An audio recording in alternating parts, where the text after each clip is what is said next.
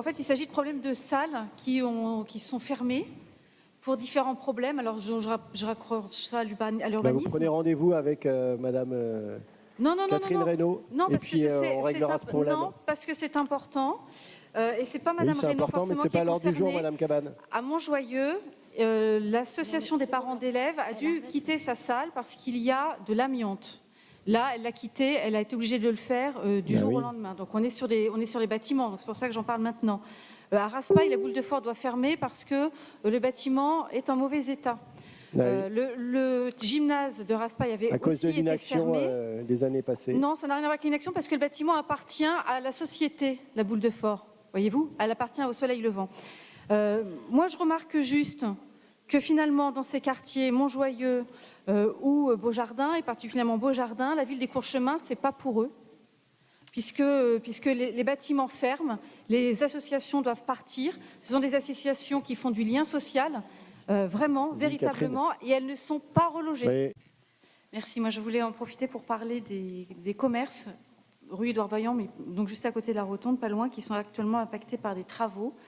Les travaux pour installer les tiny house, qui pointent différentes choses. Tout d'abord, qu'il n'y a pas eu de concertation pour l'installation de ces tiny house juste avant, et la réunion publique qui était prévue a été arrêtée la veille, enfin annulée la veille pour le lendemain. Donc ni les commerçants ni les riverains n'ont pour l'instant eu d'informations sur cette réunion. Sur ce qui va s'y passer. De la même façon, ils ont été prévenus des travaux extrêmement tard, puisqu'ils ont été prévenus la veille au soir pour le lendemain matin que les travaux allaient commencer. Donc comprenez que pour les commerces, ce soit un petit peu compliqué. Et il se pose d'ailleurs la question de l'intérêt de faire des travaux qui ont l'air d'être très importants, alors même que la SNCF n'a prêté cette emprise que pour 2 ans.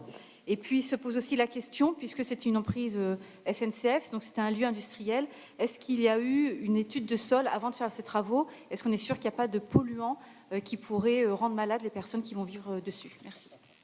Je voulais vous parler d'un autre marché, Montjoyeux, qui est aussi monté par des habitants, une association d'habitants, et qui s'inquiète parce que le DAB, on peut retirer de l'argent liquide au niveau de la poste juste à côté. Et quand ils ont été en parler plusieurs fois à la Poste, on les a renvoyés vers la mairie. Et il me semble qu'effectivement, cette agence postale, elle est à moitié communale. Donc ce serait à nous de faire les démarches. Donc je vous transmets l'info parce que c'est un vrai problème pour les habitants. C'est noté, Florent.